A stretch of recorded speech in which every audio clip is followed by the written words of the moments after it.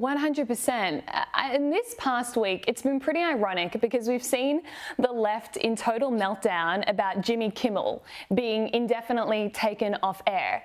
But meanwhile, for years, activists, comedians like yourself who has been pushing back against the left agenda, you've been cancelled, you've been deplatformed, I'm sure you've lost work because of your stances, yet I don't hear any of these leftists who are suddenly great defenders of freedom of speech coming out to defend you. Do you see the hypocrisy in that? Oh, yeah. And, you know, for the left to suddenly mobilize after 10 days after Charlie Kirk was murdered, simply because he trusted people too much and he believed in dialogue too much, for them to suddenly go on the warpath about Jimmy Kimmel, who lied about the shooter on an FCC channel. You know, I'm not excusing the Trump administration stepping in, but he did lie about the shooter on an FCC channel, and there are rules about that, you know.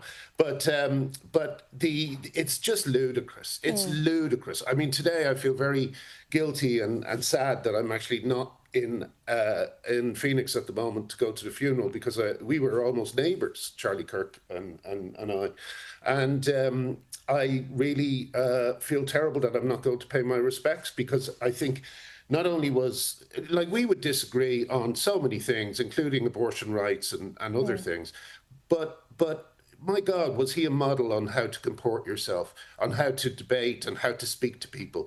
And he was shot in the neck in front of a crowd of college students, and all the left can think about is Jimmy Kimmel. It's absolutely astonishing to me. Truly. Well, here in Australia, another thing that's astonishing is the state of gender-affirming care, as the activists like to call it. So we've had one state, which is Queensland, put a pause on prescribing puberty blockers to minors. The federal government is undertaking a review, but we're not going to see any results of that until mid next year. What's your message to Australia about how we should be better protecting young people right now? Well, you know, all the original countries that started these protocols have reversed or backtracked on that. The Dutch protocol and all these things, they no longer believe that affirmation is scientifically proven. And the reason that it's been going on so long is because the group that make up the rules for trans healthcare, what is ludicrously called trans healthcare, is a group of lunatics in an organization called WPATH. And everybody thought they were telling the truth about these procedures, and they weren't. They were just pushing an ideological line. And even more frightening of all, the website WPATH linked to a pornographic website about castration. These are the lunatics who have been putting children on a kind of disassembly line for the last 10 years. And what I find most upsetting about it is that even now we've proved to be right, even now things like the CAS report and the WPATH files have been released, you still get people like Gillian Spencer, who is losing her job as a nurse. The same way in the UK, trans activists are going after nurses like Sandy Peggy and the Darlington nurses.